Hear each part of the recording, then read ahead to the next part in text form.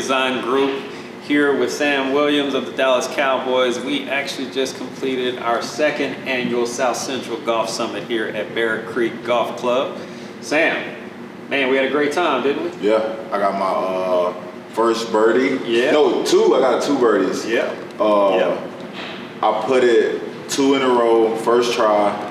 How many feet you think it was, or whatever, however y'all measure it? I mean, it was at least a good 12 yards, 10, 12 feet rather, from the pin. So yeah, I mean, I was shocked. I'll be honest. Yeah. He said he was the top golf king, and I really didn't think that would translate. Putt-putt too. And putt-putt. Yeah, they call me Tiger Hood. Yeah, Tiger Hood. No, that's great. So we all pounded chests and, obviously had a great time because we started out 2 under, and I think honestly our team finished with those 2 birdies, 2 under. We parred the rest of the course. So that's a win out here because the winds were 15 miles per hour at least. 15, yeah. Yeah. Got a little. It was nice and cool, but the sun was out, and then obviously it got a little cooler. But yeah, so overall, from a golfing perspective, we understand that you were pretty new to the game, right? Yeah, I'm pretty new, but interesting story. I used to be a caddy back in junior college, but I never played. I felt like it was always boring. Yeah. Because I was always sitting in the car bringing bags or bringing sticks. But yeah. So you knew what clubs to pick as a caddy? That was like what, 6 years ago? That was like 8 years ago. So I mean, well, from the club standpoint, yeah. I use a driver in Top Golf. That's all I use. And then they got the little fake thing for the putt. Yeah. So yeah, y'all. I mean, y'all helped me out. I didn't know which one to hit and which distance, but I know what they're called. Well, we, as they say, natural athletes, I guess you pick up quickly on everything. I just didn't think golf was one of those games because it's one. You gotta have a lot of patience. Yeah, more challenging games that there is. Nice. So I think some people, obviously, Cowboys fans be watching us. Mm-hmm. Of course they came out and you got a chance to sign some of our awards that we'll be handing out here soon to some of the winners. Talk to us. How are you feeling about how things are going with the season, and what are some of the things you're looking forward to this season?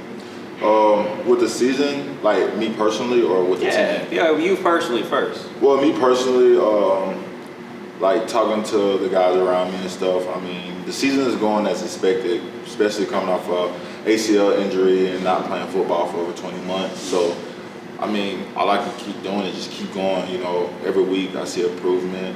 Some weeks I don't see improvement, but I'm trying to get on this consistent level of just improving every week. Yeah. So if I just keep doing that, the sky's the limit. Nice.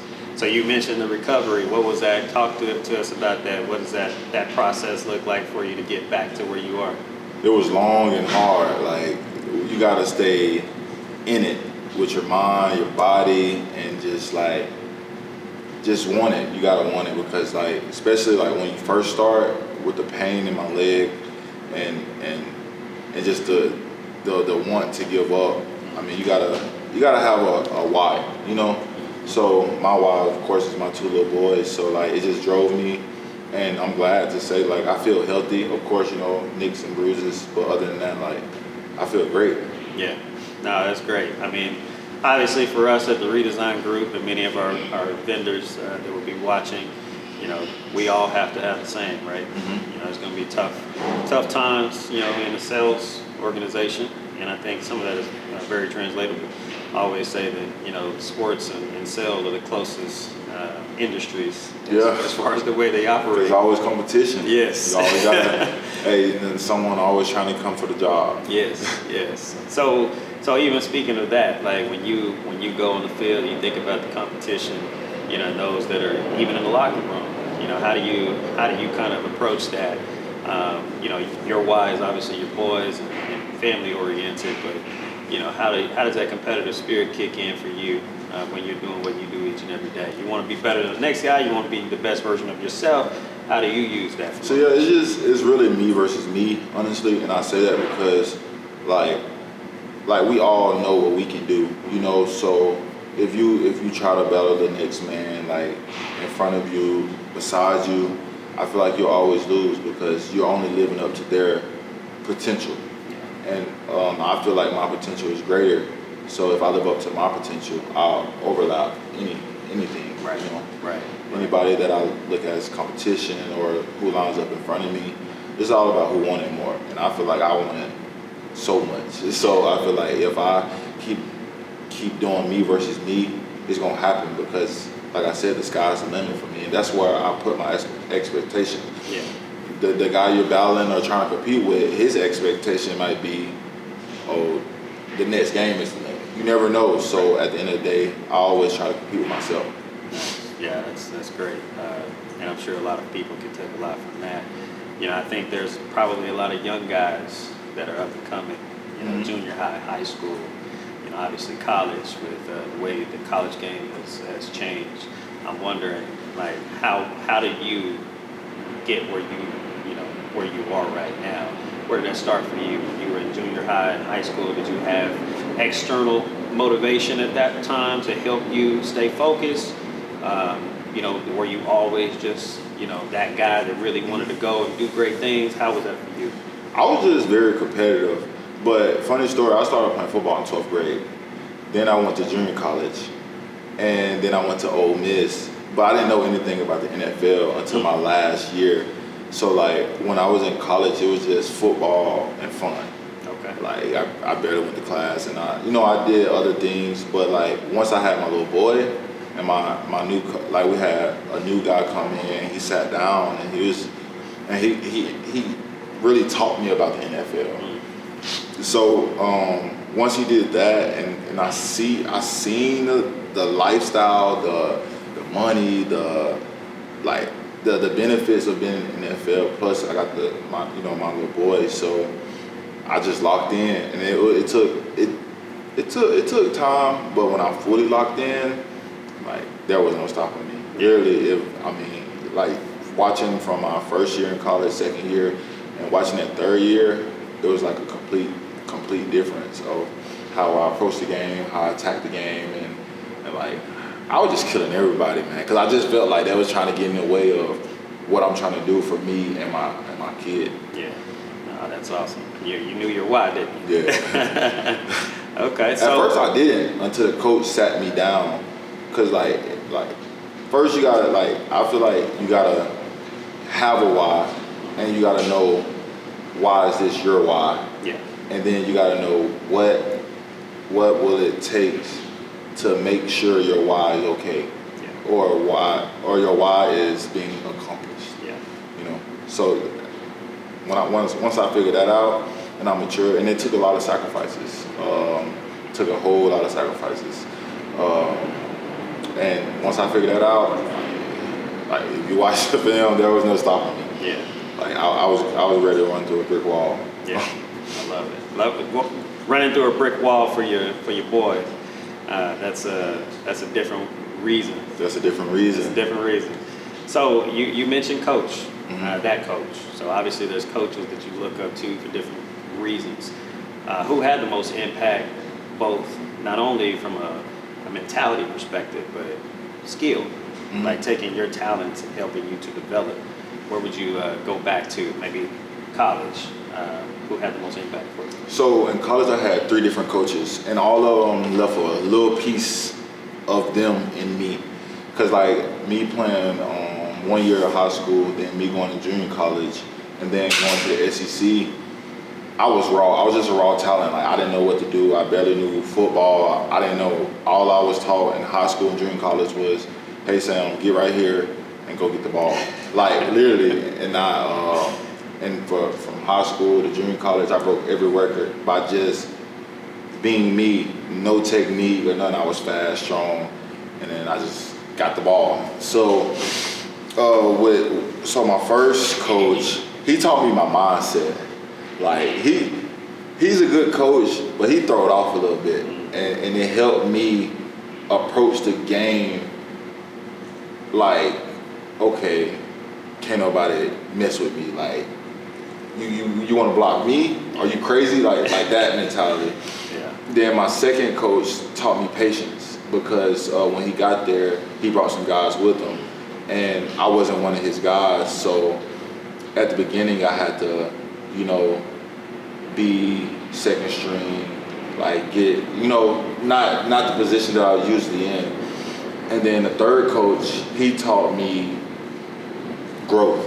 Like he taught me about the NFL, as I mentioned, about like being responsible, like to grow up basically.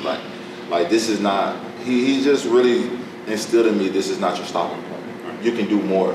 You're doing okay, but you can do way more. And he instilled that in me. And like I just feel like all of my coaches left something in me. No, that's amazing. That was pause. And of course, we all know that we need others, right, to get where we want Facts. to go. Definitely. Right? You can't get anywhere by yourself. That's in any industry, any organization. Obviously, in our world, it's goal setting and mentorship, right? Networking, talking to others that have achieved, what you want to achieve in our craft. So obviously, you had some of that as well. I'm sure. Who, from a player perspective, did you have anybody that you looked up to the most or modeled your game after?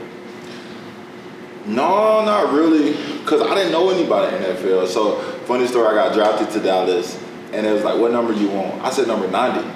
And it was like, you can't get that number. This is how it took. I said, by who? And it was, it was D-Law's number, DeMarcus Lawrence. Yeah. And I was like, who is that? And I looked him up. I was like, oh, snap. And then once I got there, me and him became close. Like, he took me under his wing. I used to go over his house. He tried to teach me how to watch film. He helped me at practice on my technique and all that stuff. So I feel like the person that I look up most to, like right now as a player, is probably DeMarcus Lawrence, because, man, he's a beast. Yeah. He's a beast. I seen him at practice. Like, I don't even want to practice with him anymore. Like, he like that.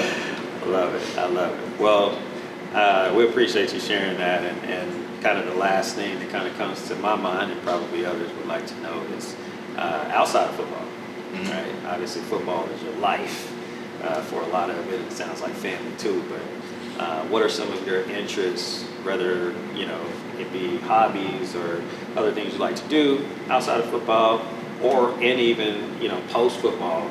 Because a lot of folks, players start to think about that early. Have you started to kind of think about what long term looks like for you after you're done? Well, not right now, because it's only my 4th year, so it's kind of too early. Well, I believe it's too early to be thinking about that. So, like, right now I don't have a plan B, because I feel like once you have a plan B, that means you start fading away from plan A. And also when I got hurt, I started a clothing brand. It's called FTL, For the Family Clothing Brand. It's athleisure. So men's just started coming in, but women's, I have a whole bunch of women's stuff. It's been doing good. It's been selling.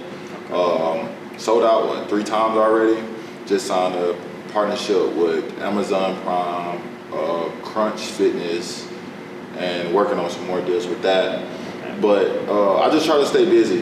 If Rodney don't keep me busy, I dib and dab into different things. I bought a boat, a motor control boat that I drive on a little lake by my house. Any fishing? Fishing? Nah, I like fishing. It's just the touching the fish part that gets me. I don't like touching the fish and all that flapping around. Right. But other than that, it just be my boys. I got 2 dogs, so I mean, I be pretty busy. Yeah, nice. Well, that's just life at that point. You're lifing, right?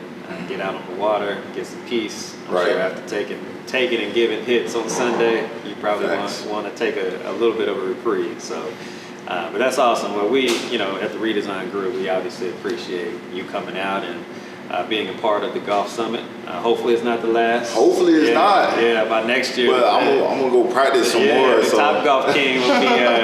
He'll be, maybe an eagle is in the works, right? Bro, I was trying. We was trying. The one where he hit the 320. The 320. He had a 320-yard drive, and we all messed up. We all messed up, bro. We got a par, though. Yes, we did. We could have had an eagle. We could have had an eagle. Yeah, which we were 20, 30 yards away from the hole. Facts. So, no, it was a great time, though. And obviously, we look forward to many more opportunities, whether it's with us or some of our co-sponsors, to have you out, and I'm sure customers and a lot of fans in the area just enjoy this experience to be able to have one of the favorites here from the Cowboys be able to join us for a community event. So appreciate you coming out. We look forward to next year, and hope everyone has a great rest of your day.